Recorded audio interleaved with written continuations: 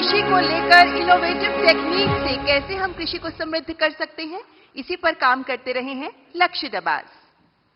बधाई हो, आपका लक्ष्य सफल हो।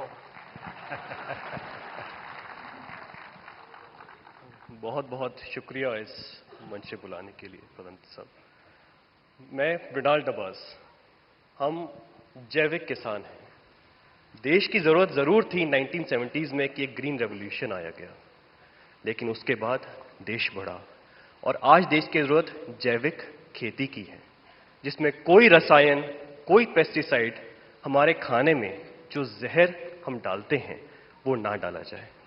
इसी संदर्भ में हमने 30,000 से ज्यादा किसानों को अपने खेत में बुला के, हम जटखोड़ खेत से बिलोंग करते हैं जो दिल्ली सोनीपत बॉर्डर पे है, बुला के कैसे जैविक खेती की जाती है, किस तरह कीटों से बचाया जाता है, उस संदर्भ में उनको सिखाया है।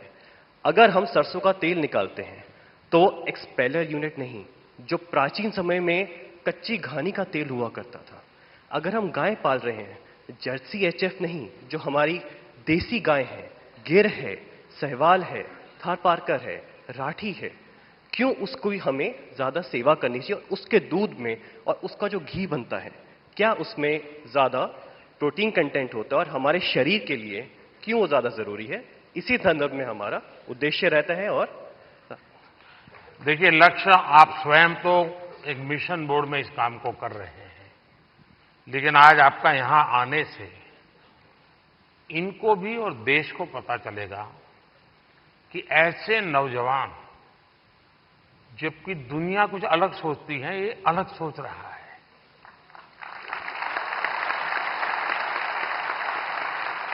लोग लक्ष्य की मजाक उड़ाते होंगे, क्या यार तुम ये गाय पीछे पड़े हुए हो। उसके बाद भी वो उसको समर्पित है। आप कभी गुजरात के गवर्नर आचार्य देवव्रत जी से मिले हैं? नहीं सर, ये अवसर नहीं। तो मैं आपसे आग्रह करूंगा, एक बार उनके साथ बैठिए। वो एक मिशन बोर्ड में ये नेचुरल फार्मिंग पर काम करते हैं। कुरुक्षेत्र में उनका एक फार्म भी है और गुजरात में करीब उन्होंने 3 लाख किसानों को नेचुरल फार्मिंग की तरफ ले गए हैं और जो उसके रिजल्ट आए हैं बहुत ही एनकरेजिंग है। दूसरा, लोगों में एक भ्रम है जिसको आप ठीक कर सकते हैं।